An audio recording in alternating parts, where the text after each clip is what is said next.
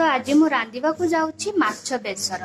तो छोई आलू माछ बेसर प्रथम माछ को संतुल के रखिछि, साइड रे आलू को संतुल के रखिछि, छोई भी हल्का भाबे रे संतुल के रखिछि। तो एबे बेसर पे कोन कोन मसला दरकार एबे देखौछि। तो गोटे जगह मु लंका नेछि, रसुण नेछि, अदा भी नेछि। एबे ता देर पकोछि गुट्टा जीरा आ सोरिष। तो एबे मु ताकू ग्राइंडिंग करिया पे आरंभ करूछि। तो एबे करे रे मु तेल पकेछि। एबे ता देर दबा फुटण। फुटण टाकू टिके फुटेबा को दबा बास्ना हबो। तो एबे ता देर पकेबा पियाज। पियाज लाल हेबा को आसिलानी। एबे ता देर दबा टमाटो।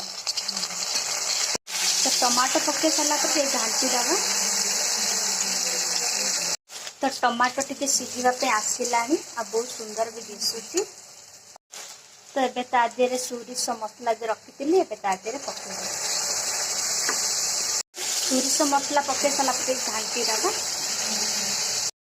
एबे ता देरे पके दबा हळदी, लूण, लंका गुंड सब पके साला पर ताकू भल भाबे टे कसी दबा। काहे सोरिष मसला बेसी समय कसिले पिता लागिबो, तो हल्का भाबे टे कसी दबा। एबे मसला कसा हे गला। एबे ता देरे दबा आलू। आलू को जो संतुल के रखिथिली एबे ता देरे पको। आलू पके साला पर छोई को ता देरे पके देली।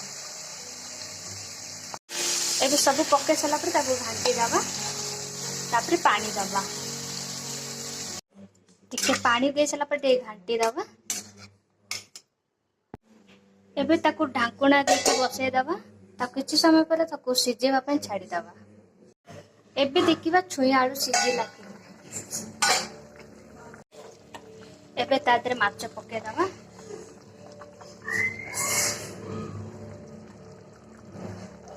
तो पके साला पर ताकू ढांकुणा देके बसे दबा।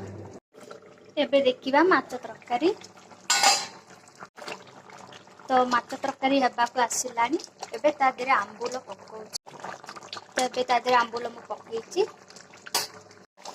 एबे ता देरे धनिया पत्र पके दबा। तो सब पके साला पे टे घांटी दबा। तो तरकारी हे गलानी माछ छोई आलू माछ बेसर तरकारी। मोर छोई आलू माछ बेसर जदि रंधाटा भल लागिला ताला आपण माने मोर चैनल को लाइक करंतु, बेल को दबांतु, सब्सक्राइब करंतु, कमेंट मात्र लिखिकी जणांतु।